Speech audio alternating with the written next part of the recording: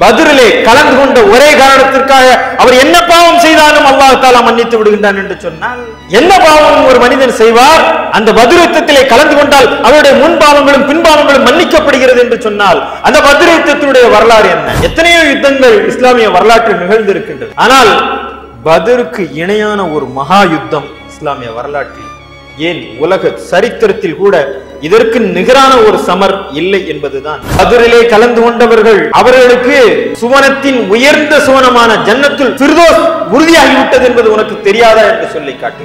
ஏன் இந்த பத்ர் இறைவன் நடத்திய சண்டை, இறைவனை இறக்கிய போர் புரிந்த இந்த போர் தான் பத்ர். இந்த யுத்தம் என்பது பெருமானார் ஸல்லல்லாஹு அலைஹி வஸல்லம் அவர்கள் வேண்டி விரும்பி நிகழ்த்திய யுத்தம் அல்ல. சண்டைக்கு அவர்கள் என்றைக்கு முன்வந்ததல்ல, சண்டைக்காக அனுப்பப்பட்ட நபி அல்ல, சமாதானத்தின் தூதுவராக அவர்கள் அனுப்பப்பட்டார்.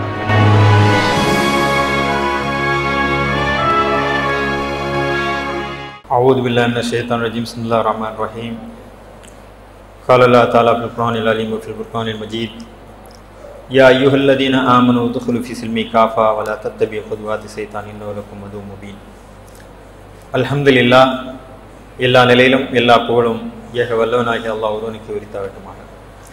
அவனது அன்பும் அருளும் அகில உலகத்திற்கு எல்லாம் அருளாக அருள் பெரும் கொடையாக அனுப்பப்பட்ட அண்ணலும் பெருமானார் ஸல்லல்லாஹு அலைஹி வஸல்லம் அவர்கள் மீதும் அவருடைய கிளைகள் குடும்பத்தினர் அவர்களை பின்பற்றி வாழ்ந்து கொண்டிருக்கின்ற இந்த நிறைந்த இறை இல்லத்தில் அமர்ந்திருக்கின்ற நம் அனைவர் மீதும் நின்று நிறவட்டுமாக என்ற பிரார்த்தனை இதயத்தின் அடி ஆழத்திலிருந்து ரமலானின் இந்த தொடர் சொற்பொழியின் வாயிலாக 1435 ஆண்டுகளுக்கு முன்பு இதே நாளில் நடந்த பத்ருடைய நினைவின் ஒட்டி நம்முடைய வாழ்க்கையை, நம்முடைய ஈமானை, நம்முடைய எண்ணத்தை, நம்ம இஸ்லாமிய சிந்தனை புதுப்பித்துக் கொள்வதற்கு ஒரு நல்ல வாய்ப்பை ஏற்படுத்தி தந்த கோவை மஸ்ஜித் இஹ்சான் நிர்வாகிகளுக்கும் தோழர்களுக்கும் என்னுடைய வாழ்த்துக்களையும் நன்றியையும் கூறியவனாக ஆரம்பம் செய்கிறேன். மஸ்ஜிதுன் நபவி பெருமானார் ஸல்லல்லாஹு அலைஹி வஸல்லம் அவர்கள் வழக்கத்திற்கு மாறாக சற்றே பதப்பதத்துடன் கொஞ்சம் எதிர்பார்ப்புடனும் கொஞ்சம் கலக்கமுடனும் அந்த பள்ளிக்குள் வருகின்றார்கள். தோழர்களை அழைத்து அவர்களிடம் மிக முக்கியமான ஒரு விஷயத்தை கூறுவதற்காக 3 தோழர்களை அங்கே அழைக்கின்றார்கள். அலி இப்னு அபி தாலிப் ரலியல்லாஹு தஆலா அன்ஹு அவர்களை, ஜுபைர் இப்னு அவ்வாம் அவர்களை, மிக்தாத் ரலியல்லாஹு தஆலா அன்ஹு அவர்களை, 3 பேரையும் பெருமானார் ஸல்லல்லாஹு அலைஹி வஸல்லம் அவர்கள் அழைத்து, நீங்கள் 3வரும் உடனடியாக இப்ப கிளம்பி சென்று மக்காவிலிருந்து சற்று தொலைவில் இருக்கக்கூடிய ரவுலே ஹாஸ் என்று சொல்லக்கூடிய இடத்திலே ஒரு பெண்மணியிடம் ஒரு கடிதம் இருக்கின்றது. அந்த கடிதத்தை நீங்கள் வாங்கி வர வேண்டும் என்று பெருமானார் ஸல்லல்லாஹு அலைஹி வஸல்லம் அவர்கள் கட்டளை இடுகின்றார்கள். ஸல்லல்லாஹு அலைஹி வஸல்லம் அவர்களுடைய உதட்டிலிருந்து அந்த வார்த்தையை சொல்லி முடிப்பதற்குள் அலியும் ஜுபைரும் மிக்தாதும் மிக வேகமாக அவர்கள் தங்களுடைய குதிரைகளை கிளப்பி அதனுடைய குழம்பின் புழுதியொலி தெரிக்க தொடங்குகிறது. மிக விரைந்து வேகமாக அவர்கள் மக்காவிலிருந்து ரவுலே ஹாக் என்று சொல்லக்கூடிய இடத்தை அடைகின்றார்கள். பெருமானார் ஸல்லல்லாஹு அலைஹி வஸல்லம் அவர்கள் சொல்லி காட்டியதை போல அங்கு ஒரு பெண்மணி சென்று கொண்டிருக்கின்றார். உடனடியாக அலி அவர்கள் கேட்டார்கள், ஓ பெண்ணே, உன்னிடம் இருக்கக்கூடிய அந்த கடிதத்தை உடனடியாக நீ எங்களுக்கு தர வேண்டும் என்று சொன்னபோது அந்த பெண்மணி சொல்லி காட்டினார், என்னிடம் எந்த கடிதமும் இல்லை, நீங்கள் யார் என்பதும் தெரியாது, இந்த பாலை வழியிலே நீங்கள் ஒரு பெண்ணை மடக்கி நீங்கள் இவ்வாறு எச்சரிப்பது உங்களுக்கே நல்லதல்ல என்று அந்த பெண்மணி சொல்லும் போது அலி ரலியல்லாஹு அவர்கள் சற்று கோபமாக குரலை உயர்த்தியவர்களாக சொல்லி காட்டினார்கள். பெருமானார் ஸல்லல்லாஹு அலைஹி வஸல்லம் அவர்களுடைய வாயிலிருந்து ஒரு முறை கூட நாங்கள் உண்மை அல்லாத பேச்சை நாங்கள் கேட்டதில்லை. அவர்கள் உதட்டிலிருந்து வரக்கூடிய வார்த்தைகள் யாவும் சத்தியம் என்பது எங்களுக்கு நன்றாக தெரியும். நீ உன்னிடம் இருக்கக்கூடிய அந்த கடிதத்தை தரவில்லை என்று சொன்னால் ஒரு பெண் என்றும் கூட பாராமல் அந்த கடிதத்தை நாங்கள் எடுக்க வேண்டும் என்று உரத்த குரலில் அலி கர்ஜித்த போது அந்த பெண்மணி தன்னுடைய கூந்தலை அவிழ்த்து அதிலிருந்து ஒரு கடிதத்தை எடுத்துக் கொடுக்கின்றார். வாங்கியது எவ்வளவு வினாடியோ மிக வேகமாக அந்த குதிரைகள் மதீனாவை நோக்கி திரும்புகின்றன. மீண்டும் மஸ்ஜிதுன் நபவி பெருமானார் ஸல்லல்லாஹு அலைஹி வஸல்லம் அவர்களுடைய அவை, நாயகம் ஸல்லல்லாஹு அலைஹி வஸல்லம் அவர்கள் அந்த அவையிலே எதிர்பார்ப்புடன் இருக்கக்கூடிய தோழர்கள், அந்த தோழர்களுக்கு ஒன்றும் புரியவில்லை என்ன நடக்கிறது என்று. எதற்காக பெருமானார் அவர்கள் ரவுலே காகிலே ஒரு கடிதத்தை ஒரு பெண்மணியிடமிருந்து வாங்குவதற்காக 3 தோழர்களை பணித்தார்கள்? அது யாருக்கு எழுத கடிதம் என்றெல்லாம் வினாக்களை விழிகளுக்குள் புதைத்து வைத்து அந்த தோழர்கள் எல்லாம் எதிர்பார்த்து காத்திருந்த போது அந்த கடிதத்தை வாங்கி படிக்கின்றார்கள். அந்த கடிதத்தை படிக்குமாறு பெருமானார் ஸல்லல்லாஹு அலைஹி வஸல்லம் அவர்கள் பணிக்கின்றார்கள். அந்த கடிதம் மக்காவில் இருக்கக்கூடிய குறைஷிகளுக்கு இங்கிருந்து மதீனாவை சார்ந்த ஹாத்திப் பின் அபி பல்தா என்று சொல்லக்கூடிய நபித்தோழர் எழுதிய ஒரு கடிதம். அந்த கடிதத்தில் என்ன எழுதியிருக்கிறது என்று சொன்னால், என் அன்பிற்குரிய குறைஷி தோழரே, முகமது நபி அவர்கள் மக்காவை படையெடுப்பதற்கான ஒரு சூழ்நிலை இங்கே நிலவுகிறது, நீங்கள் கொஞ்சம் கவனமாக இருங்கள் என்ற அந்த ஒரு எச்சரிக்கை கடிதம். இந்த கடிதத்தை வாசித்து முடிப்பதற்குள் உமருக்கு கோபம். உமர் உருவிய வாளுடன் ஹாத்திப் பின் அபி பல்தாவை நோக்கி பாய்கின்றார்.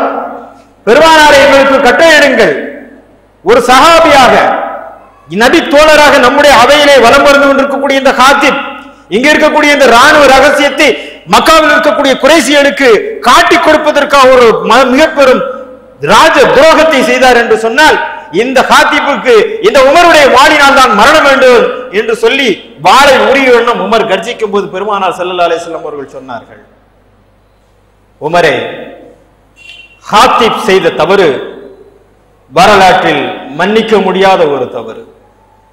ராணுவ ரகசியத்தை தோழர்களை நம்பி சொன்ன அந்த வார்த்தையை ஒரு நம்பிக்கை துரோகமாக எதிரிகளுக்கு காட்டி கொடுக்கின்றார் என்று சொன்னால் இது மிக பெரும் பிழைதான். ஆனால் அவரை தண்டிப்பதற்கு உமரே, உமக்கும் ஏன் அல்லாஹ்வுடைய ரசூலாகி எனக்கும் உரிமை இல்லை. ஏனென்று சொன்னால் அவர் செய்த பாவங்கள் அனைத்தையும் அல்லாஹ் மன்னித்து விடுகின்றான். ஹாத்திப் பின் அபி பல்தா அவர் பத்ரிலே கலந்து கொண்ட ஒரே காரணத்திற்காக அவர் என்ன பாவம் செய்தாலும் அல்லாஹ் தஆலா மன்னித்து விடுகின்றான் என்று சொன்னால், என்ன பாவம் ஒரு மனிதன் செய்வார், அந்த பத்ர் யுத்தத்திலே கலந்து கொண்டால் அவருடைய முன் பாவங்களும் பின் பாவங்களும் மன்னிக்கப்படுகிறது என்று சொன்னால் அந்த பத்ர் யுத்தத்துடைய வரலாறு என்ன? எவ்வளவு பெரிய குற்றத்தை செய்திருந்தாலும் அல்லாஹ் மன்னிக்கின்றான். அவருடைய முந்தைய பாவங்கள் மற்றும் அல்ல, அவர் இனி என்னென்ன பாவங்கள் செய்தாலும் அதையும் இறைவன் மன்னிப்பான். பெருமானார் ஸல்லல்லாஹு அலைஹி வஸல்லம் பத்ர் தோழர்களை பார்த்து சொன்னார்கள், உங்களுக்கு மன்னிப்பு நிச்சயம், உங்களுக்கு சுவனம் நிச்சயம் என்று பெருமானார் ஸல்லல்லாஹு அலைஹி வஸல்லம் அவர்கள் சொல்லி காட்டினார்கள். ஹாத்திப் கண்ணீருடன் எழுந்து சொல்கின்றார், யா ரசூலல்லாஹ், நான் பத்ரிலே கலந்து கொண்ட ஒரு தோழர் தான், எனக்கு உங்களை காட்டி கொடுக்க வேண்டும் என்றோ அல்லது இந்த இஸ்லாத்திற்கு மாற்றமாக நடக்க வேண்டும் என்பதற்காக நான் அந்த கடிதத்தை எழுதவில்லை. யா ரசூலல்லாஹ், நான் உண்மையான இறை நம்பிக்கையாளனாக உண்மையான ஒரு தோழராக நான் உங்களிடம் இருந்து கொண்டு சொல்வேன், நான் குறைசி குலத்தை சேர்ந்தவன் அல்ல. என்னுடைய பிள்ளைகளையும் என்னுடைய மனைவி மக்களையும் என்னுடைய சொந்தக்காரர்களையும் நான் விட்டு வரும்போது பாதுகாப்பிற்காக ஒருவரிடம் விட்டு வந்தபோது நான் சொன்னேன், மதீனாவிலிருந்து ஏதேனும் ஆபத்து வந்தால் நான் உங்களுக்கு தகவல் தருவேன், நீ என்னுடைய குடும்பத்தை பாதுகாத்துக்கொள் என்று சொன்ன அந்த ஒப்பந்தத்தின் அடிப்படையில் தான் என் குடும்பத்தினரை நான் பாதுகாத்துக் கொள்வதற்காக எழுதிய கடிதமே தவிர அது ராஜ துரோகமோ காட்டி கொடுக்க வேண்டும் என்ற எண்ணமோ எதிரிகளுக்கும் அந்த தகவலை நான் கடத்தவில்லை என்ற தன்னிலை விளக்கத்தை ஹாத்திப் பின் அபி பல்தா சொல்லும் போது கால சதக, இவர் உண்மைதான் சொன்னார் என்று பெருமானார் ஸல்லல்லாஹு அலைஹி வஸல்லம் அவர்கள் சொல்லி காட்டினார்கள். எனவே இந்த பத்ரிலே கலந்து கொண்ட தோழர்கள் எத்தகைய தவறு செய்தாலும் கூட மன்னிக்கக்கூடிய அளவிற்கு அந்த யுத்தத்தின் எத்தனையோ யுத்தங்கள் இஸ்லாமிய வரலாற்றில் நிகழ்ந்திருக்கின்றன. ஆனால் பத்ருக்கு இணையான ஒரு மகா யுத்தம் இஸ்லாமிய வரலாற்றில், ஏன் உலக சரித்திரத்தில் கூட இதற்கு நிகரான ஒரு சமர் இல்லை என்பதுதான் வரலாற்று ஆய்வாளர்கள், வரலாற்றை படிக்கக்கூடியவர்கள் சொல்லுகின்ற அழுத்தமான உண்மை. ஏனென்று சொன்னால் முஹம்மது நபி ஸல்லல்லாஹு அலைஹி வஸல்லம் அவர்கள் சொல்லி காட்டுகின்றார்கள், இந்த பத்ருடைய இந்த நாள் இதற்கு இணையான நாள் எதுவும் இல்லை. ஏனென்று சொன்னால் பதிலில் கிடைத்த வெற்றி என்பது அன்றைய 300 சொச்சம் வீரர்களுக்கு கிடைத்த வெற்றி அல்ல, அது இஸ்லாத்தின் எழுச்சிக்கு கிடைத்த ஒரு வெற்றி. எனவேதான் அங்கே அந்த பத்ருடைய கலந்து கொண்டவர்களுடைய நிலையை குறித்து ஏராளமான நன்மாராயங்கள் சொல்லப்பட்டாலும் உம்மு ஹாரிதாவுடைய ஒரு சந்தேகத்தின் மூலமாக இதை நீங்கள் தெளிவு பெறலாம். உம்மு ஹாரிதா அல்லது உம்மு ரபி என்று உம்மு ரயீஸ் என்று சொல்லக்கூடிய ஒரு பெண்மணி பெருமானார் ஸல்லல்லாஹு அலைஹி வஸல்லம் அவரோட மருந்து கேட்கின்றார், யார ரசூலல்லாஹ், என்னுடைய மகன் ஹாரிஸ் பத்ர் யுத்தத்திலே கலந்து கொண்டு உயிர் தியாகம் செய்திருக்கின்றார். ஹாரிசா உயிர் தியாகம் செய்திருந்தால் அவருடைய நிலை என்ன என்பதை எனக்கு சொல்லுங்கள், அவர் எப்படிப்பட்ட சூழ்நிலையில் இருக்கிறார் என்பதை எனக்கு சொன்னால் நான் சற்று நிம்மதி அடைவேன் என்று சொல்லும்போது பெருமானார் ஸல்லல்லாஹு அலைஹி வஸல்லம் அவர்கள் சொன்னார்கள், உம்மு ரயீஸ், உனக்கு தெரியாதா, பத்ரிலே கலந்து கொண்டவர்கள் அவர்களுக்கு சுவனத்தின் உயர்ந்த சுவனமான ஜன்னத்துல் ஃபிர்தௌஸ் உறுதியாகிவிட்டது என்பது உனக்கு தெரியாதா என்று சொல்லி காட்டுகிறார்கள். ஹாரிசாவுடைய தாய்க்கு ஏன் இந்த கலக்கம் என்று சொன்னால், ஹாரிசா யுத்த களத்திலே நேருக்கு நேர் நின்று அவர் நெஞ்சிலே வீர தழும்புடன் மரணிக்கவில்லை. போர்க்களத்திற்கு செல்கின்றார் சிறுவர் தான் ஹாரிசா. எங்கிருந்தோ வந்த ஒரு அம்பு அவருடைய உடலில் தைத்து விடுகிறது என்பதற்காக ஹாரிசாவுடைய தாயாருக்கு ஒரு சந்தேகம் விடுகிறது. என் மகன் தான் போரில் நேரடியாக வீரர்களை சந்தித்து மடியவில்லை, அவன் உள்ளே நுழைந்த போது எங்கிருந்தோ வந்த ஒரு அம்புதானே அவரை கொண்டிருக்கிறது, இவருக்கும் கூலி உண்டுமா என்ற அந்த ஐயத்தை தான் அந்த தாயார் கேட்டபோது சொன்னார்கள், உனக்கு என்ன ஆயிற்று, சுவனம் என்பது ஒரு சுவனம் அல்ல, சுவனம் பல சுவனங்கள், அந்த சுவனத்திலே உயர்தரமான ஜன்னத்துல் ஃபிர்தௌஸ் என்று சொல்லக்கூடிய சுவனம் பத்ர் சஹாபாக்களுக்கு உரியது என்பதை அழுத்தமாக அங்கே சொல்லி காட்டினார்கள். யுத்த காலத்தின் போதும் கூட நபிகள் நாயகம் ஸல்லல்லாஹு அலைஹி வஸல்லம் அவர்கள் சொன்னார்கள் தோழர்களை பார்த்து, உங்களுக்கு யாரேனும் ஜன்னத்துல் ஃபிர்தௌஸ் என்று சொல்லக்கூடிய சுவனத்தின் உயர்தரமான சுவனம் வேண்டுமா, நீங்கள் வாருங்கள் என்று சொல்லும் போது மதீனாவை சேர்ந்த அன்சாரி உமைர் இப்னு ஹுமாம் ரலியல்லாஹு தஆலா அவர்கள் சொன்னார்கள், யா ரசூலல்லாஹ், நீங்கள் எந்த சுவனத்தை குறித்து வாக்களிக்கின்றீர்கள் என்று கேட்டபோது பெருமானார் ஸல்லல்லாஹு அலைஹி வஸல்லம் அவர்கள் சொல்லி தந்தார்கள், இந்த வானம் முழுவதற்கும் இந்த பூமி முழுவதும் பறந்து விரிந்த ஒரு மகத்தான சுவனத்தை கொண்டு உங்களுக்கு வாக்களிக்கின்றேன் என்று சொல்லும் போது அந்த தோழர் சொன்னார், உமைர் இப்னு ஹுமாம் சொன்னார், வா வா என்று சுவனம் என்னை அழைக்கிறது யா ரசூலல்லாஹ் என்று சொன்னார். அப்பொழுது நபிகள் நாயகம் ஸல்லல்லாஹு அலைஹி வஸல்லம் அவர்கள் சொன்னார்கள், உனக்கு சுவனம் உறுதியாகி விட்டது என்று சொன்னபோது அவர் கடித்துக் கொண்டிருந்த அந்த பேரித்தங் கனிகளை துப்பிவிட்டு சொன்னார், இந்த உலகத்தில் இந்த பேரித்தங்கனிகளை சாப்பிடக்கூடிய இந்த நேரம் கூட வீணானது, நான் சுவனத்தின் பக்கம் செல்கிறேன் என்று மிக வேகமாக ஓடோடி சென்று அந்த பத்ரிலே கலந்து ஷஹீதானார் என்று சொன்னால் இந்த பத்ருடைய சிறப்புகளை சொல்லிக் கொண்டே போகலாம். ஏன் இந்த பத்ர் இறைவன் நடத்திய சண்டை, இறைவனை இறக்கிய போர் புரிந்த இந்த போர் தான் பத்ர். மலக்குகளை இறக்கினான் இறைவன் புறத்திலிருந்து. இறைவன் சொல்லி காட்டுகின்றான் சூரத்தில் அன்பாலை எடுத்து நீங்கள் பாருங்கள், இறைவன் இந்த போரை குறித்து விரிவாக பேசிக் கொண்டே போகின்றான். இங்கே தராவியில் ஓதக்கூடிய இந்த குர்ஆனை, இந்த தமிழ் மொழியை, சூரத்தில் அன்பாலுடைய வசனங்களை நீங்கள் எடுத்து அதன் தமிழாக்கத்தை படிப்பீர்கள் என்று சொன்னால் உங்கள் உள்ளம் நிச்சயம் சிலிர்த்து போகும். இறைவன் சொல்லுகின்றான், நபியே, அந்த வெற்றி உங்களுக்கு எப்படி கிடைத்தது தெரியுமா, உங்களுக்கு எந்த வகையிலெல்லாம் இறைவன் உதவி புரிந்தான் என்று தெரியுமா? இதைத்தான் அபூ தல்ஹா ரலியல்லாஹு தஆலா அவர்கள் சொல்லி காட்டுவார்கள். அந்த யுத்த களத்திலே நான் நின்ற போது எங்களுக்கு சிற்றுறக்கம் வந்தது, நாங்கள் தூங்கியவர்களாக எங்கள் கைகளில் இருந்த வாள்கள் நழுவி விழுவதை கண்டோம். எப்படி உக்கிரமமான ஒரு சண்டையிலே, ஒரு போரிலே, ஒரு யுத்தத்திலே வீரர்கள் தூங்குகிறார்கள் என்று சொன்னால் அங்க அந்த வீரர்கள் நீங்கள் போர் புரியவில்லை, இறைவன் சொல்கின்றான் நீங்கள் எரியவில்லை, நான் எரிந்தேன் என்று சொல்லி காட்டுகின்றான். இது இறைவனை இறங்கி புரிந்த போர். இறைவன் சொல்லி காட்டுகின்றான் நாம் மலக்குகளை இறங்கினோம் என்று சொல்லி. அப்பாஸ் ரலியல்லாஹு தஆலா அவர்கள் இஸ்லாத்தை ஏற்றுக்கொள்வதற்கு முன்பு எதிரிகளுடைய படைப்பிரிவில் வந்த அந்த அப்பாஸ் சிறைப்பிடிக்கப்பட்ட பிறகு அப்துரஹ்மான் பின் அவுஃப் ரலியல்லாஹு அவர்கள் அப்பாஸை இழுத்து கொண்டு வரும்போது அப்துரஹ்மான் பின் அவுஃபிடம் அவர் சொல்லி காட்டினார், அப்துரஹ்மானே, நீங்கள் என்னை கைது செய்யவில்லை, என்னை கைது செய்ய வருவரை நான் இதுவரை பார்த்ததே இல்லை. அவர் அப்படி ஒரு தோற்றத்திலே இருந்தார், அவர் என்னை கைது செய்ததை நான் பார்த்தேன், பிறகு அவரை யுத்த களத்தில் நான் பார்க்கவில்லை என்று சொல்லும் போது பெருமானார் ஸல்லல்லாஹு அலைஹி வஸல்லம் அவர்கள் சொல்லி காட்டினார்கள், நான் சொன்னேன் அல்லவா அந்த மாணவர் தான் அவரை கைது செய்து இழுத்து வந்தார் என்று சொல்லி காட்டினார்கள். தோழர்கள் சொன்னார்கள், நாங்கள் எதிரிகளை வெட்டுவதற்காக வாள்களை உயர்த்தும் முன் அவர்களுடைய தலையில் விழுவதை நாங்கள் கண்டோம் என்று சொன்ன போது அப்பொழுது பெருமானார் ஸல்லல்லாஹு அலைஹி வஸல்லம் அவர்கள் சொன்னார்கள், அங்கே போர் புரிந்தது நீங்கள் அல்ல, அல்லாஹ்வுடைய வானவர்கள் தான் போர் புரிந்தார்கள் என்று சொல்லி காட்டினார்கள். நாங்கள் அந்த யுத்த களத்திலே மிக பெரும் சப்தத்தை கேட்டு திடுக்கூட்டவர்களாக 2-3 தடவை நாங்கள் சத்தத்தை கேட்டோம். அதற்கு பிறகு அந்த யுத்த களத்தினுடைய நிலைமை மாறியது. அந்த மக்கள் எல்லாம் கீழே விழுந்தார்கள். எங்கிருந்தோ வந்த படைகள் அவரை அழைத்தது என்று சொல்லும் போது பெருமானார் சொன்னார்கள், ஆமாம் ஆமாம், அங்கே மாணவர்கள் தான் இறங்கி போர் புரிந்தார்கள் என்று. அன்பிற்கினிய சகோதரர்களே, அல்லாஹ்வுடைய மலக்குகளும் இறங்கி ஒரு யுத்தத்தை இந்த மண்ணில் நிகழ்த்தி காட்டியிருக்கின்றார்கள் என்று சொன்னால், இதற்கு இணையான நாள், இதற்கு இணையான சரித்திரம், இதற்கு இணையான ஒரு வரலாறு உலகத்தில் என்றும் எழுதப்படவும் இல்லை, இணை எழுதப்படும் போவதும் இல்லை. ஏன் இந்த பத்ருக்கு இவ்வளவு முக்கியத்துவம்? பதிலில் கலந்து கொண்டால் அவருடைய பாவங்கள் எல்லாம் முன்னாலும் பின்னாலும் செய்த பாவங்கள் யாவும் மன்னிக்கப்படும். பதிலில் கலந்து கொண்டால் சுவனத்தினுடைய உயர்வான ஜன்னத்துல் ஃபிர்தௌஸ் கிடைக்கும். பதிலிலே இறைவனை இறங்கி போர் புரிகின்றான். இந்த பத்ருடைய சிறப்புகளை குறித்து அதிகமாக நாம் சொல்லிக்கொண்டே போகலாம். ஏனென்று சொன்னால், இந்த பத்ர் என்பது வெறும் சண்டை அல்ல, வெறும் யுத்தம் அல்ல, வெறும் இரண்டு குழுக்களுக்கு இடையே நடந்த மோதல் அல்ல. இதை திருமறை சொல்லி காட்டுகின்றது. இந்த பத்ர் என்பது யோமுல் ஃபுர்கான் என்று சொல்லி காட்டுகிறது.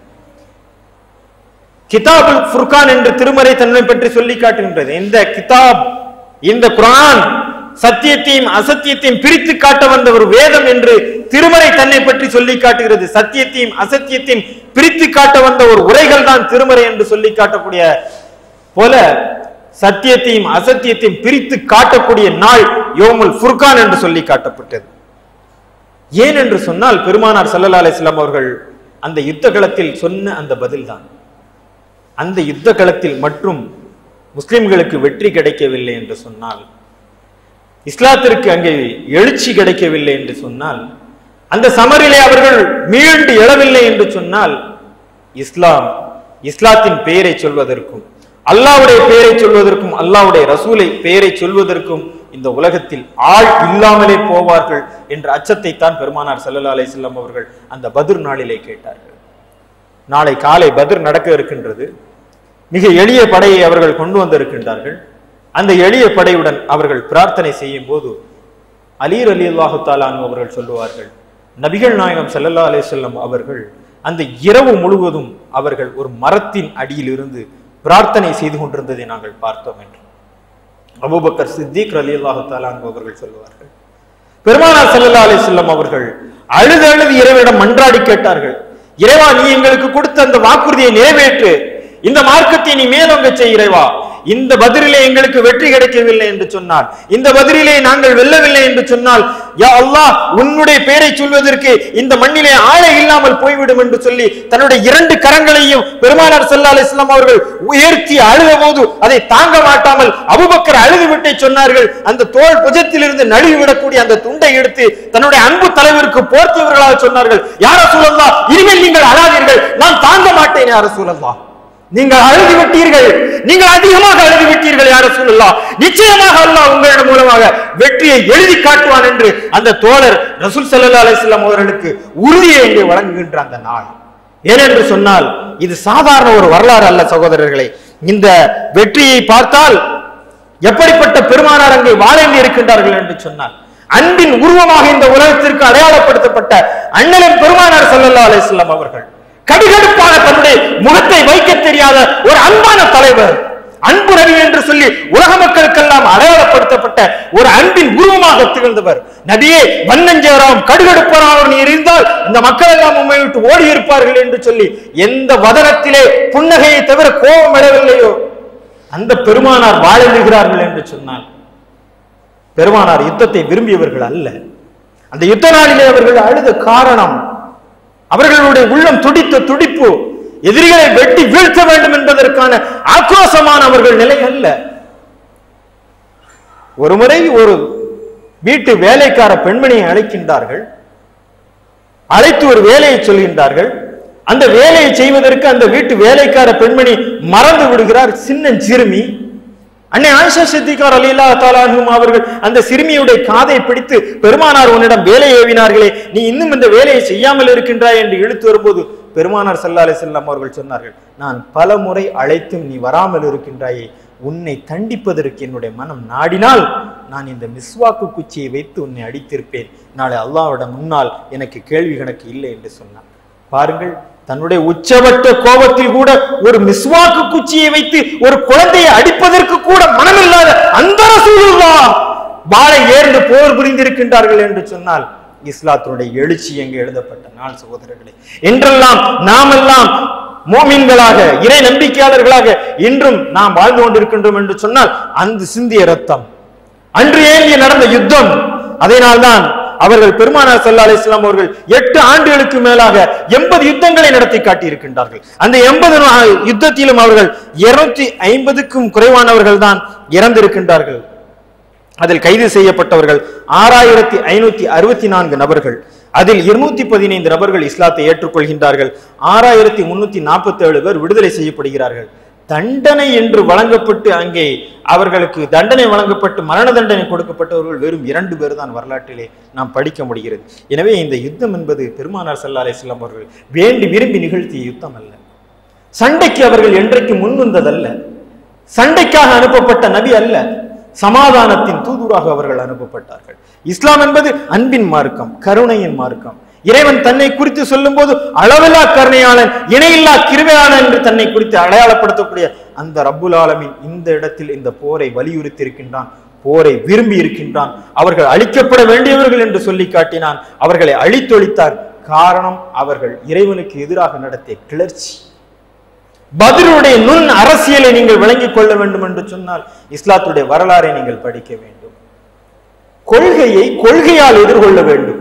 அதற்கு இஸ்லாம் நெஞ்சு நிமிர்த்தி தன்னுடைய கொள்கையின் மூலமாக எத்தகைய சபையிலும் எத்தகைய விவாதங்களுக்கும் தயாராக இருக்கிறது.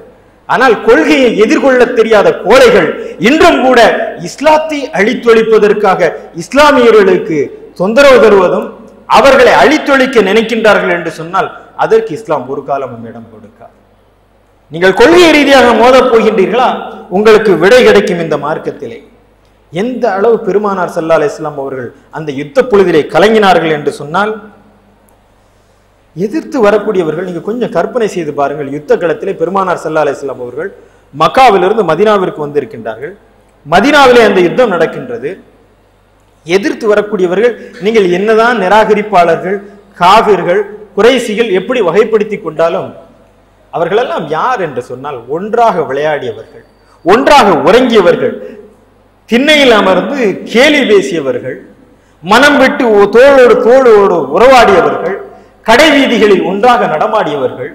இவர்களைத்தான் இவர்கள் எதிர்க்கின்றார்கள் என்று சொன்னால் அந்த உள்ளத்திலே எப்படி இருந்தாலும் அந்த கருணையின் ஊற்று கொஞ்சமாவது இருக்கும் என்பதை ஒரே ஒரு வார்த்தை நமக்கு தெள்ள தெளிவாக படம் பிடித்து காட்டுகிறது. அபூபக்கர் சித்திக் ரலியல்லாஹு தஆலா அவர்கள் தன்னுடைய சொந்த பிள்ளையை எதிர்த்து போரிட்டார்கள். தகப்பன் இந்த புறத்தில் தாம் பிள்ளையை எதிர்கொண்டு வெட்டுவதற்காக ஒரு தகப்பனுடைய மனநிலையை நீங்கள் அங்கே கொஞ்சம் யோசித்து பார்க்க வேண்டும். என்னதான் இருந்தாலும் தான் பெற்ற பிள்ளை எதிரணியில் இருக்கின்றான் என்று சொன்னால் அவனை வெட்டுவதற்குண்டான அந்த மன போராட்டத்தை நீங்கள் கொஞ்சம் கற்பனை செய்து பார்க்க வேண்டும்.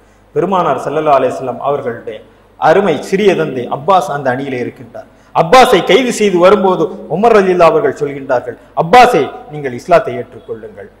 என்னுடைய தந்தை ஹத்தாப் இஸ்லாத்தை ஏற்றுக்கொள்ள வேண்டும் என்று நான் விரும்புகின்றேன். ஆனால் ஹத்தாப் இஸ்லாத்தை ஏற்றுக்கொள்வதை விட நீங்கள் இஸ்லாத்தை ஏற்றுக்கொள்வதை தான் நான் பெரிதும் விரும்புகின்றேன். ஏனென்றால் எங்கள் தலைவர் ரசூலுல்லாஹ் ஸல்லல்லாஹு அலைஹி வஸல்லம் அவர்கள் நீங்கள் இஸ்லாத்தை ஏற்பதை விரும்பினார்கள் என்று சொல்லி காட்டினார்கள் என்றால் தன்னுடைய சிறிய தந்தை இஸ்லாத்தை ஏற்றுக்கொள்ள மாட்டாரா? தன்னுடைய அன்பு சகோதரர்கள் இஸ்லாத்தை ஏற்றுக்கொள்ள மாட்டார்களா? அவர்களுக்கு சூரத்தின் நிழலில் இடம் கிடைக்காதா என்றுதான் பெருமானார் ஸல்லல்லாஹு அலைஹி வஸல்லம் அவர்கள் ஏங்கினார்கள். முஸஅப் அவருடைய தம்பி அசீஸ் அந்த படையில இருக்கின்றார், எதிர்ப்பு தரப்பிலே. இவர் இந்த படையில இருக்கின்றார். அபு ஹுதைபா ரலியல்லாஹு தஆலா அன்ஹு அவர்கள் அந்த யுத்த நாளிலே அழுது விடுகின்றார். கண் கலங்கியவர்களாக நிற்கும் போது தோளில் கை வைத்து பெருமானார் ஸல்லல்லாஹு அலைஹி வஸல்லம் அவர்கள் கேட்கின்றார்கள், அபு ஹுதைபாவே, அபு ஹுதைபாவே ஏன் அழுகின்றீர் என்று சொல்லும் போது, யா ரசூலல்லாஹ் என்னுடைய தந்தை எதிரணியிலே மரணித்து விட்டார். நான் ஒரு பிள்ளையாக இங்கே கலங்கி நிற்கின்றேன். என் தந்தை இழந்து விட்டேன் என்பதற்காக அல்ல யா ரசூலல்லாஹ். என் தந்தை விவரமானவர், என் தந்தை படிக்கக்கூடியவர், என் தந்தை விசாலமான சிந்தனை உள்ளவர். ஆனால் சூழல் அவரை இறை நிராகரிப்பாளராக மாற்றி இருந்தது. எனக்கு கொஞ்சம் நம்பிக்கை இருந்தது யா ரசூலல்லாஹ், என்னுடைய தந்தை உமையா ஒரு நாளாவது இந்த இஸ்லாத்தை ஏற்றுக்கொள்வார் என்று நான் நினைத்தேன். அதற்கு வாய்ப்பில்லாமல் அவர் இந்த யுத்த களத்திலே மரணித்து விட்டாரே என்று சொல்லும் போதுதான் பெருமானார் ஸல்லல்லாஹு அலைஹி வஸல்லம் அவர்கள் அந்த யுத்த களத்திலே எதிரணியிலே யாரெல்லாம் வந்திருக்கின்றார் என்பதற்காக அலி ரலியல்லாஹு தஆலா அன்ஹு அவர்களையும், ஜுபைர் பின் அவ்வாம் ரலியல்லாஹு தஆலா அன்ஹு அவர்களையும், சஅத் பின் அபீ வக்காஸ் ரலியல்லாஹு அவர்களையும் எதிரிகளை பலம் அறிந்து வரச் செய்த பொழுதிலே அவர்கள் கேட்டார்கள், எதிரியுடைய படைகளில் யார் வந்திருக்கின்றார்கள்? அபூ ஜஹில் வந்திருக்கின்றார், உத்பா வந்திருக்கின்றார், ஷைபா வந்திருக்கின்றார். இவர்கள் எல்லாம் யார்? தன் சம்பந்தக்காரர்கள், தம் சொந்த பந்தங்கள். ஆஸ் பின் ரபி தன்னுடைய நெஞ்சுக்கு இனியான மருமகன் ஜைனப்பை கட்டி கொடுத்த மருமகன் எதிரணியிலே வருகின்றார். பெருமானார் ஸல்லல்லாஹு அலைஹி வஸல்லம் அவர்கள் சொல்லி காட்டுகின்றார்கள், கருணையுடன் அழுகின்றார்கள். மக்கா தன்னுடைய ஈரக்கொலையை இங்கே கொண்டு வந்து என்னிடம் தந்திருக்கின்றது. மக்கா ஈரக்கொலையை இங்கே கொண்டு வந்திருக்கின்றது. இவர்களை அழிப்பதற்காக இந்த ரசூலுல்லாஹ். ஆனால் கொள்கை என்று வந்துவிட்டால், அல்லாஹ்விற்கு எதிராக இவர்கள் கலகம் செய்தால், அவர்கள் என்னுடைய தந்தையாக இருந்தாலும் சரி, என்னுடைய பிள்ளையாக இருந்தாலும் சரி, என்னுடைய மருமகனாக இருந்தாலும் சரி, அவர்களை எதிர்த்து இந்த ரசூலுல்லாஹ் யுத்தம் செய்வார்கள் என்பதுதான் அந்த அடையாளமாக அந்த பத்ர் யுத்தம் நடந்தது. கலங்கினார்கள். என்னுடைய பிள்ளைகளை எதிர்த்து நான் சண்டையிட நிர்பந்திக்கப்பட்டிருக்கின்றேன்.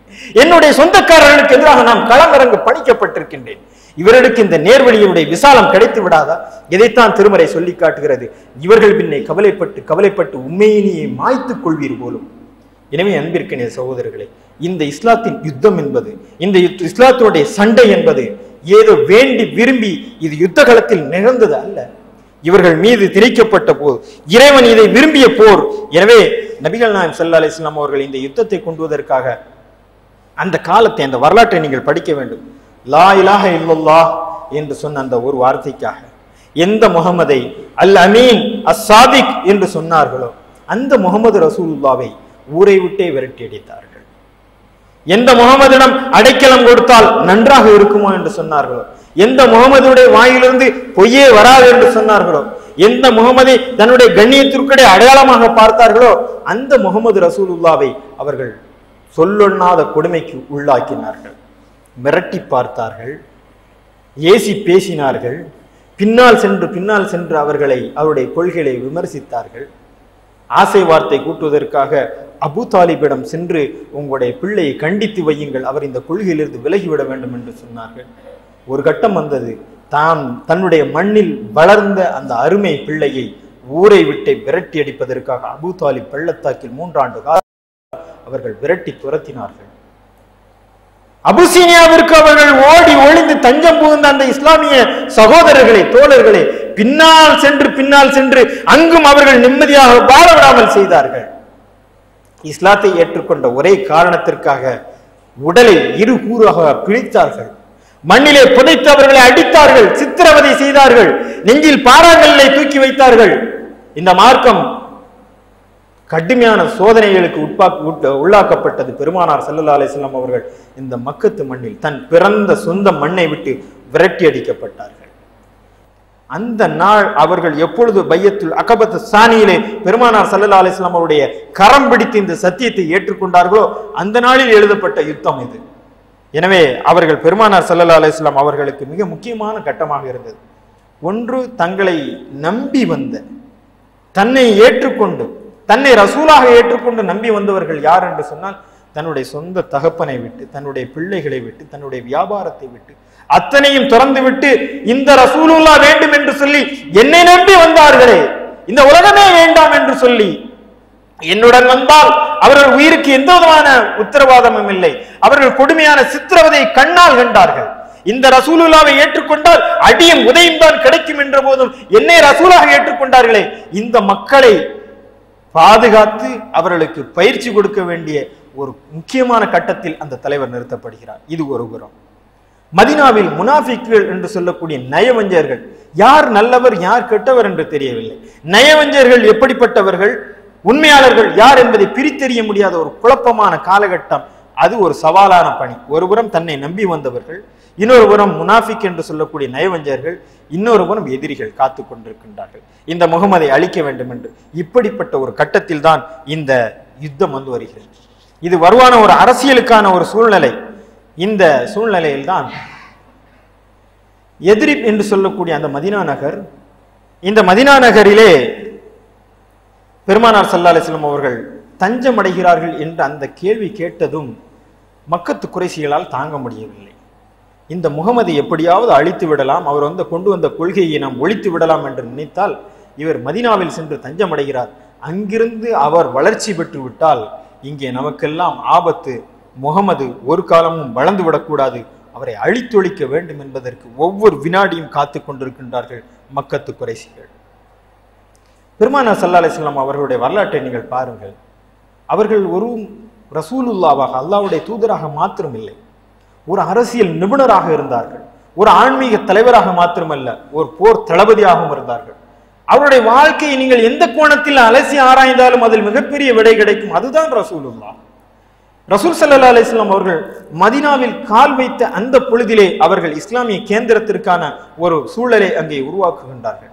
யத்ரிப் என்று சொல்லக்கூடிய அந்த ஊரை மதீனா என்று சொல்லக்கூடிய நபியின் பட்டணமாக மாற்றிவிட்டு அவர்கள் ஆய்வு செய்கின்றார்கள்.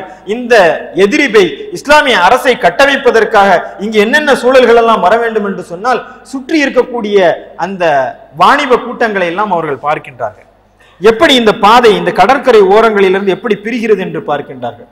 மக்காவுடைய மிகப்பெரிய மூலதனமே வாணிபம் தான். அவர்கள் சிரியாவிலிருந்தும் சாமிலிருந்தும் அவர்கள் தூர தேசங்களிலிருந்து வியாபாரத்திலிருந்து அவர்கள் கொண்டு வந்து பெரும் பொருளீட்டி அவர்கள் சம்பாதித்து வைத்திருந்தார்கள். ஆனால் இறைவன் செய்த ஏற்பாடு, மக்காவிலிருந்து மதீனாவிற்கு எந்த பொருள் வந்தாலும், அந்த சாமிலிருந்து சிரியாவிலிருந்து மக்காவிற்கு எந்த பொருள் வந்தாலும் அது மதீனா வழியாகத்தான் வரணும். அப்ப பெருமானார் ஸல்லல்லாஹு அலைஹி வஸல்லம் இவர்கள் உணர்ந்து கொண்டு இந்த மதீனாவுடைய பாதையை சீர் செய்கின்றார்கள். இதற்காக சிறிதும் பெரிதுமாக அவர்கள் 100க்கும் மேற்பட்ட வாணிப படைகளுடன் மோதி இருக்கின்றார்கள். போய் நேரடியாக பேசுவாங்க, நான் அல்லாஹ்வுடைய தூதராக இருக்கின்றேன், மதீனாவில் இஸ்லாமிய அரசை கட்டமைப்பதற்கான சூழ்நிலை இருக்கின்றது, எனவே நீங்கள் எங்களுடன் ஒத்துழைக்க வேண்டும், நீங்கள் ஒத்துழைக்கவில்லை என்று சொன்னால் உங்கள் மீது நாங்கள் யுத்தம் தொடுப்போம் என்று சொல்லி அவர்கள் மீது படையும் நேரடியாக தானே தலைமை தாங்கி அந்த யுத்தத்தையும் நடத்தியிருக்கின்றார்கள். அப்படிப்பட்ட ஒரு சூழ்நிலையில் தான் 8 பேர் கொண்ட குழுவை அப்துல்லா பின் ஜஹ்ஷ் ரலியல்லாஹு தலைமையில் அங்கே ஒரு வாணிப கூட்டத்தை மடக்குவதற்காக பெருமானார் ஸல்லல்லாஹு அலைஹி வஸல்லம் அவர்கள் அனுப்புகின்றார்கள். அவர்களிடம் ஒரு கடிதத்தை கொடுக்கிறாங்க பெருமானார் ஸல்லல்லாஹு அலைஹி வஸல்லம் அவர்கள். அப்துல்லா பின் ஜஹ்ஷிடம் சொல்கின்றார்கள், அப்துல்லாவே, இந்த கடிதத்தை, நான் தரக்கூடிய இந்த கடிதத்தை 2 நாட்கள் கழித்துத்தான் நீ பிரித்து பார்க்க வேண்டும் என்று சொல்கின்றார்கள்.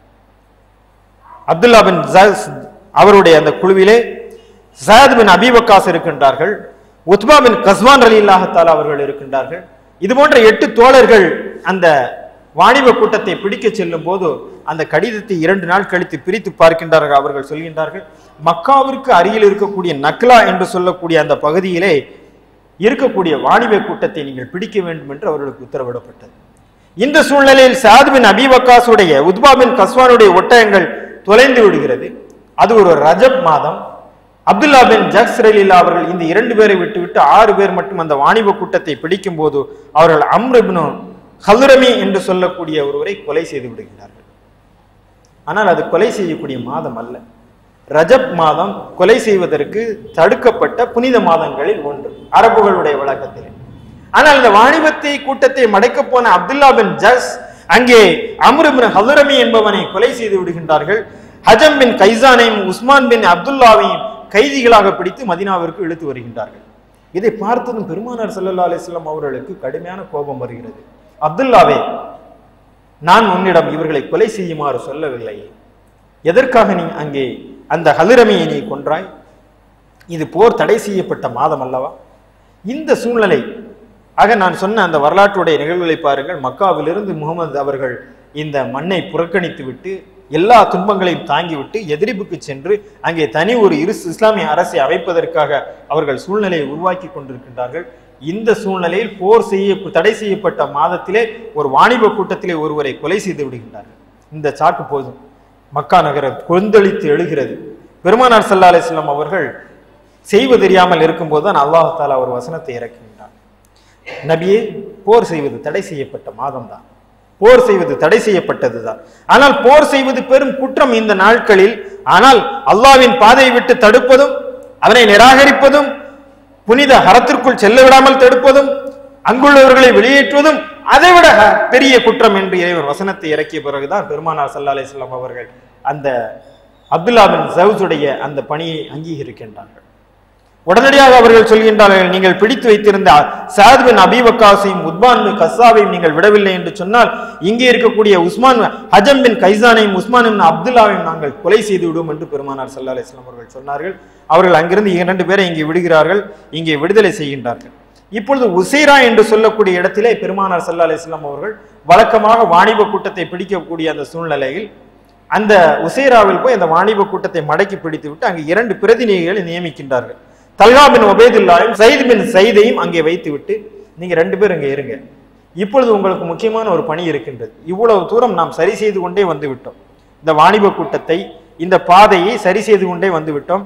மக்காவிலிருந்து எதிர்ப்பு கிளம்பி கொண்டிருக்கின்றது, முஸ்லிம்களுக்கு பயிற்சி கொடுத்து கொண்டிருக்கின்றோம், முனாஃபிக்களை பிரித்தறிந்து கொண்டிருக்கின்றோம். சிரியாவிலிருந்து மக்காவுக்கு செய்யக்கூடிய அந்த பாதையை தன்வசத்திப்படுத்திக் கொள்ளக்கூடிய அனைத்து பணிகளையும் செய்து கொண்டிருக்கின்றோம். மிக முக்கியமான காலகட்டம் இப்பொழுதுதான் சிரியாவில் இருந்து அபு சுஃபியானுடைய தலைமையில் ஒரு பெரும் வாணிப கூட்டம் வருகிறது. அதை குறித்த தகவலை நீங்கள் எனக்கு சொல்ல வேண்டும் என்று பெருமானார் ஸல்லல்லாஹு அலைஹி வஸல்லம் அவர்கள் சொல்கின்றார்கள். 50,000 தங்க நாணயம், 1000 ஒட்டகங்களில் பொருள்கள், 40 வீரர்களுடன் மிகப்பெரிய செல்வந்தம் அங்கிருந்து வருகிறது. அப்ப பெருமானார் ஸல்லல்லாஹு அலைஹி வஸல்லம் அவர்கள் சொல்கின்றார்கள், அபு சுஃபியானுடைய இந்த படையை மடக்கிவிட்டால் நமக்கு மிகப்பெரிய செல்வம் கிடைக்கும். இந்த செல்வம் நமக்கு கிடைக்கவில்லை என்றாலும் பரவாயில்லை, இது மக்கத்து வாசிகள் கையிலே கிடைத்து விட்டால் அவர்கள் நமக்கு எதிராக கிளர்ச்சி செய்வதற்கு அது உதவியாக இருக்கும். எனவே தோழர்களை அழைத்து விட்டு உம்மி மக்தூம் ரலியல்லாஹு தஆலா அன்ஹா அவர்களை மஸ்ஜிது நபவியிலே தொழுகைக்கு பொறுப்பாளியாக நியமித்து விட்டு கொஞ்சம் தோழர்களை அழைத்து விட்டு என்னுடன் நீங்கள் வாருங்கள், நாம் அபு சுஃபியானுடைய படையை மடக்கி பிடிக்கலாம். வழக்கமாக அவர்கள் உசேரா போன்ற இடங்களிலே 100க்கும் மேற்பட்ட வாணிப கூட்டங்களை, வியாபார கூட்டங்களை பிடிக்க செல்வதை போலத்தான் இந்த கூட்டத்தை அழைத்து கொண்டு அவர்கள் செல்கின்றார்கள். செல்லும் போது அங்கே தோழர்களிடம் இந்த செய்தி நபிகள் நாயகம் ஸல்லல்லாஹு அலைஹி வஸல்லம் அவர்கள் மக்காவிலிருந்து கிளம்பி விட்டார்கள் என்ற, அந்த மதீனாவிலிருந்து கிளம்பி விட்டார்கள் அபு சுஃபியானை பிடிக்க என்ற செய்தி அபு சுஃபியானுக்கு கேட்கின்றது. அபு சுஃபியான் லம்லம் என்று சொல்லக்கூடியவனை மக்காவிற்கு அனுப்பி, என்னுடைய மக்கத்து தோழர்களே, நான் மிக பெரும் செல்வத்தை மக்காவிற்கு கொண்டு வருகிறேன். ஏன் சொத்து மட்டும் இல்லை, இது மக்காவுடைய சொத்து. இந்த மக்காவிற்கு நான் கொண்டு வரக்கூடிய இந்த சொத்தை முகமது வழிப்பறி செய்து பிடுங்கி விட்டால், என்னை கொன்று விட்டால், அதற்கு பிறகு நமக்கு மிகப்பெரிய வீழ்ச்சி இருக்கிறது என்ற தகவலை லம்தம் மூலமாக சொல்கின்றால். லம்தம் வேகமாக சென்று அந்த ஒட்டகத்துடைய மூக்கை அறுத்து விட்டு தன்னுடைய ஆடைகளை கிழித்து விட்டு மக்காவாசிகளுக்கு நாசம் வந்து விட்டது, முகமது படையை கிளப்பி கொண்டு அபு சுஃபியானை அடிக்க பாய்ந்து கொண்டிருக்கின்றார் என்று சொன்ன பிறகு மக்கா கலக்கம் வருகிறது. ஏற்கனவே அப்துல்லா பின் ஜஹ்ஷ் செய்த அந்த கொலை, முகமது நபி ஸல்லல்லாஹு அலைஹி வஸல்லம் அவருடைய அந்த எழுச்சி, எப்படியாவது அவர்களை அழித்து விட வேண்டும் என்ற இந்த சூழ்நிலை, இதை எல்லாவற்றையும் வைத்துக்கொண்டு அவர்கள் ஒரு முடிவு செய்கின்றார்கள். முகமதை நாம் சண்டையிலே தோற்கடிக்க வேண்டும் என்பதற்காக அபு ஜஹில், உத்பா, சேபா போன்றவர்கள் மக்காவிலிருந்து ஒரு பெரும் படையை கிளப்பி கொண்டு வருகிறார்கள்.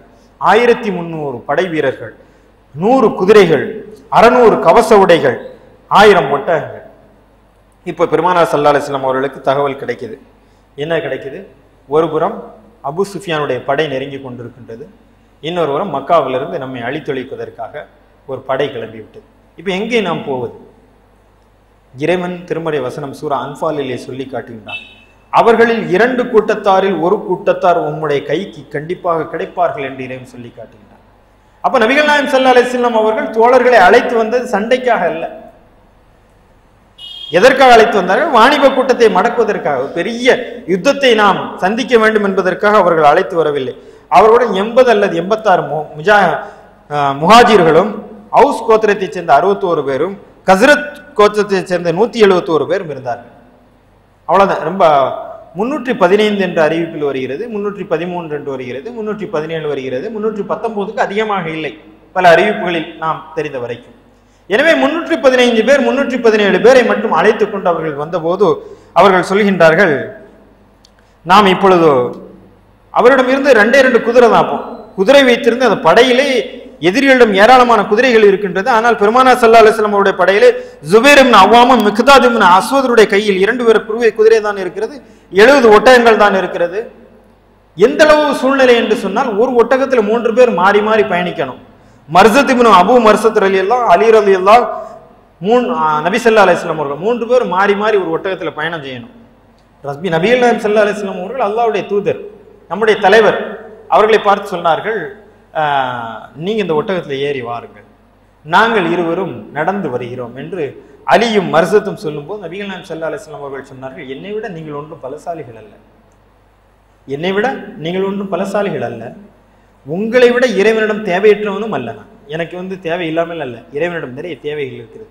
எனவே 3 பேரும் கொஞ்ச தூரம் நீங்க, கொஞ்ச தூரம் நான், கொஞ்ச தூரம் இப்படியாக ஒன்றுமில்லாமல், படை வலிமை இல்லாமல் ஒரு மிக பெரும் படையை எதிர்த்து இங்கிருந்து அந்த படை கிளம்பி கொண்டிருக்கின்றது.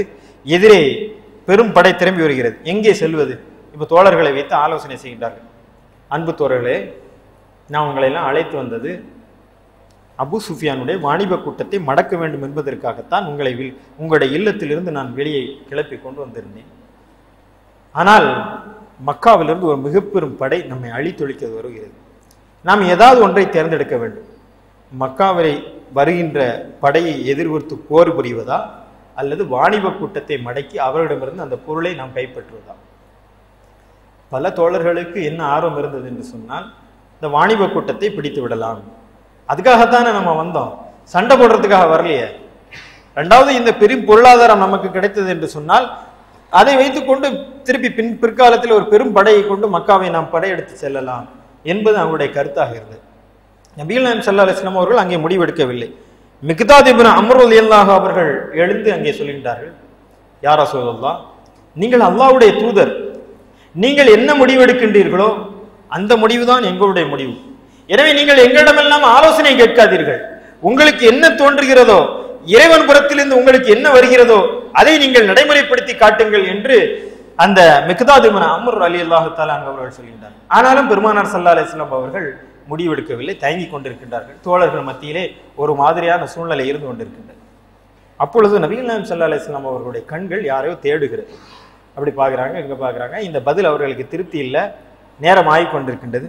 அப்பொழுதுதான் சஅத் பின் முஆத் ரலியல்லாஹு தஆலா அவர்கள் எழுந்து, அன்சாருடைய தலைவர் சஅத் பின் முஆத் ரலியல்லாஹு அவர்கள் எழுந்து சொல்கின்றார்கள், யா ரசூலல்லாஹ், உங்களுடைய கண்கள் யாரை தேடுகிறது என்பது எனக்கு தெரியும். நீங்கள் என்னைத்தான் பார்க்கின்றீர்கள். அன்சாரியுடைய நிலைமை என்ன என்பதை குறித்து தான் நீங்கள் கேட்கின்றீர்கள். தெரிந்து கொள்ளுங்கள் யா ரசூலல்லாஹ். பையத்துல் அகபாவிலே உங்களிடம் நாங்கள் உறுதி பிரமாணம் எடுத்த அந்த நாளை நீங்கள் நினைத்து பாருங்கள். அந்த உறுதி பிரமாணம் எடுக்கக்கூடிய அந்த நாளிலே அங்கிருந்து ஒரு தோழர் கேட்டார், அப்பாஸ் ரலியல்லாஹு அவர்கள் சொன்னார்கள், முகமதை உங்களை நம்பி ஒப்படைக்கும் போது அவர்கள் மீது யாரேனும் அவர்களை தாக்கினால் நீங்கள் என்ன செய்வீர்கள் என்று சொல்லும் போது, நாங்கள் நன்றாக உணர்ந்துதான் யா ரசூலுல்லாஹ் உங்களுடைய கைகளிலே நாங்கள் சத்தியம் செய்து தந்தோம். எங்களுடைய பிள்ளைகள், எங்களுடைய உயிர், எங்களுடைய உடைமை எல்லாவற்றையும் நாங்கள் இறைவனுடைய பாதையில் இறை தூதற்காக அர்ப்பணிக்க வேண்டும் என்று முடிவெடுத்துத்தான் யா ரசூலுல்லாஹ் அன்று உங்கள் கைகளிலே நாங்கள் சத்தியம் செய்து தந்தோம். நீங்கள் துணிந்து முடிவெடுங்கள் யா ரசூலுல்லாஹ்.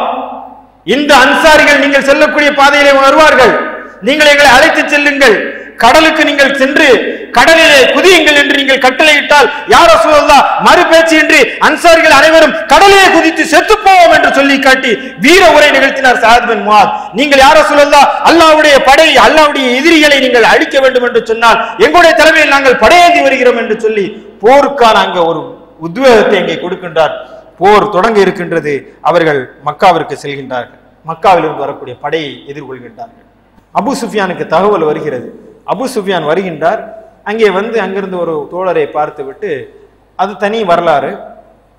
அபு சுஃபியான் வந்து ஒரு ஒட்டகத்தினுடைய சாணத்தை எடுத்து பார்க்கின்றார்.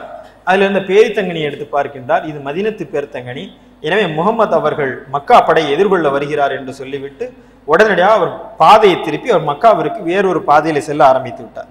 அப்பொழுது இந்த மக்காவிற்கு செல்லக்கூடிய அந்த பாதையிலே நபிகள் நாயகம் ஸல்லல்லாஹு அலைஹி வஸல்லம் அவர்கள் செல்லக்கூடிய அந்த காலகட்டத்திலே மக்காவில் எப்படிப்பட்ட ஒரு சூழ்நிலை நிகழ்கிறது என்று சொன்னால், மக்காவில் வந்து போருக்கான யுத்தம் தயாராகி கொண்டு இருக்கின்றது.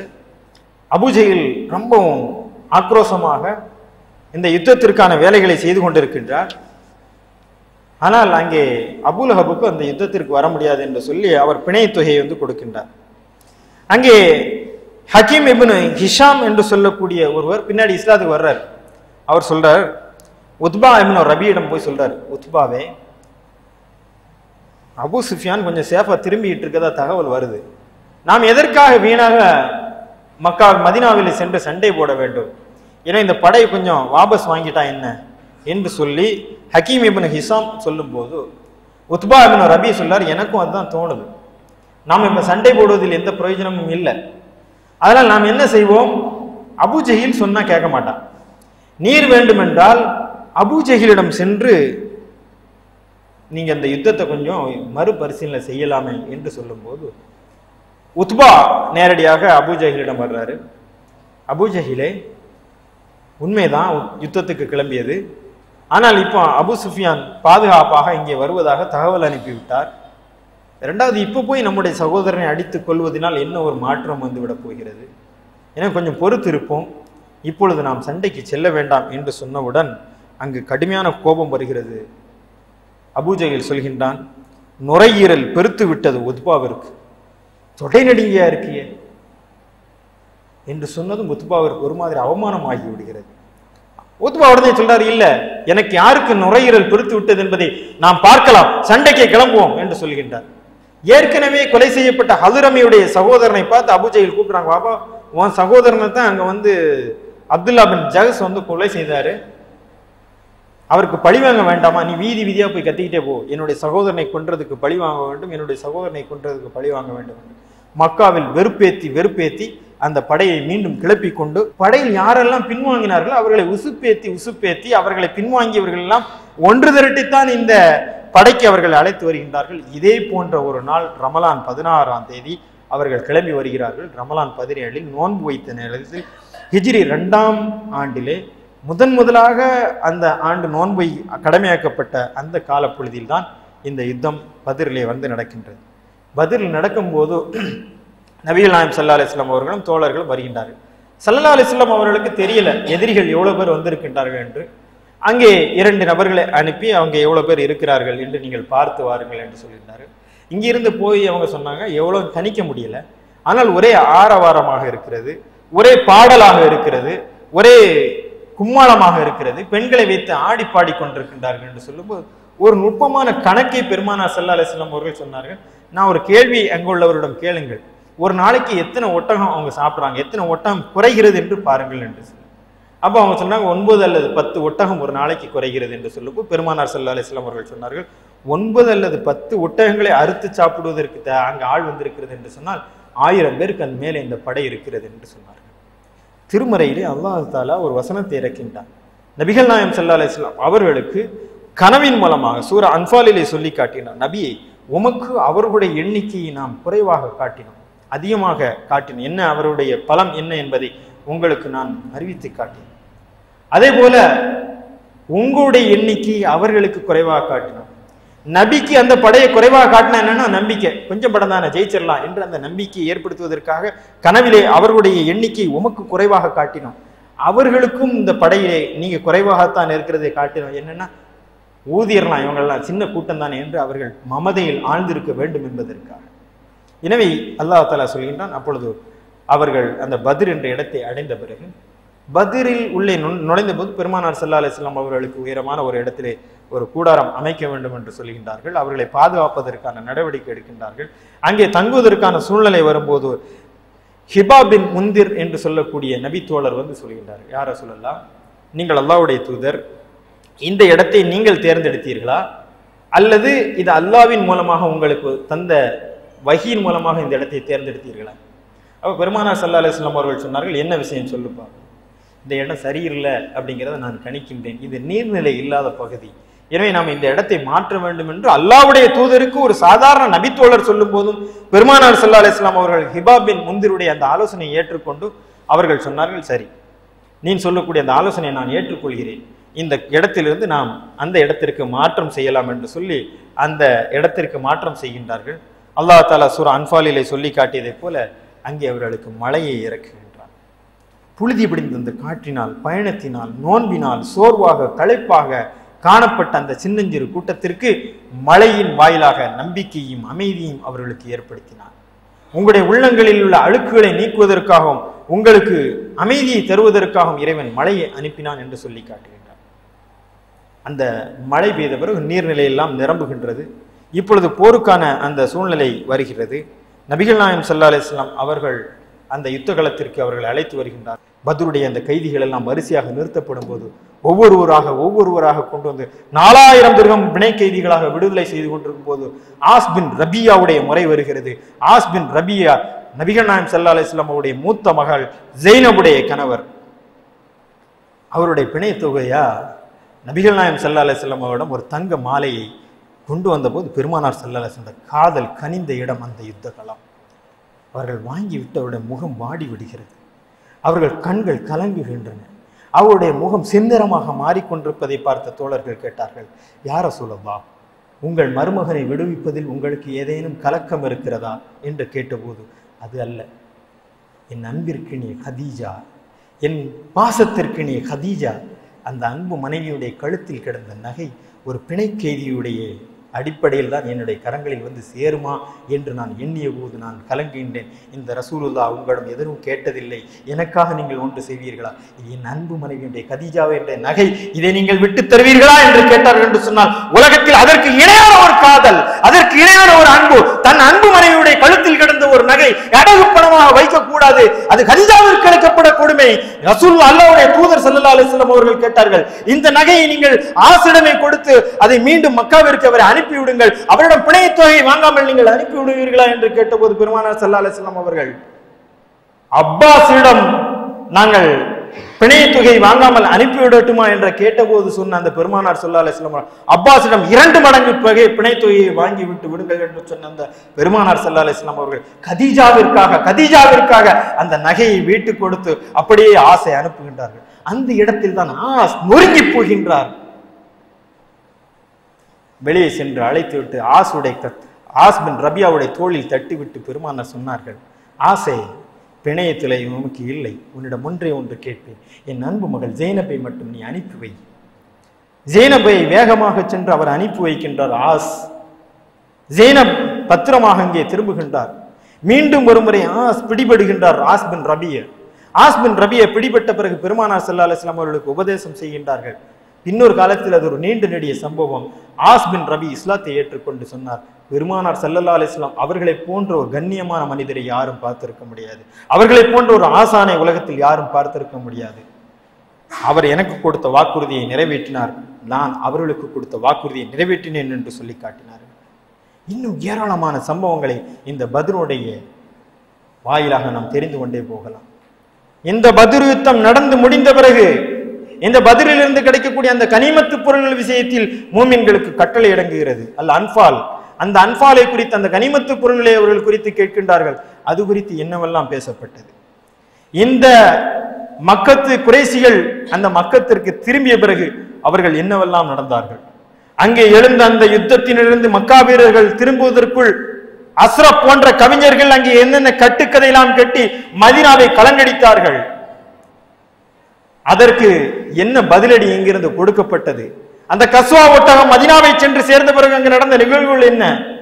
ஹிந்த் என்று சொல்லக்கூடிய அந்த பெண்மணி தலைவீரி கோலமாக அங்கே சபதம் எடுத்து ஒரு சபதத்தை நிறைவேற்ற காத்திருந்தாலே அந்த சபதம் என்ன? அபூஜஹிலுக்கு என்ன நேர்ந்தது? அடுத்த சில நாட்களிலே அபூஜஹிலுடைய அபூலஹபுடைய மனநிலை என்னவாயிற்று? மக்கா 1 மாத காலம் துக்கமாக கொண்டாடியதே, அதோடைய நிலை என்ன ஆயிற்றது? எந்த வாணிப போட்டத்தை மடக்குவதற்காக பெருமானார் ஸல்லல்லாஹு அலைஹி வஸல்லம் அவர்கள் கிளம்பி சென்றார்களோ அந்த அபு சுஃபியானுடைய நிலை என்னவாயிற்றது? அந்த ஹிந்துடைய தந்தையை போராடி கொன்ற ஹம்சா, அவருக்காக அந்த கருப்பு நிற அடிமை செய்த அந்த காரியம் என்ன? ஏராளமாக வரலாறு விரிந்து கொண்டே போகின்றது. மக்கத்து அதற்கு பிறகு பனு கைனுகா குலத்தினருக்கு பெருமானார் ஸல்லல்லாஹு அலைஹி வஸல்லம் அவர்கள் கொடுத்த அடி என்ன? இன்னும் ஏராளமாக இருக்கின்றது. வாய்ப்பு கிடைத்தால் அது 2ஆம் பகுதியாக இன்னொரு முறை சந்தித்து பேசுவோம்.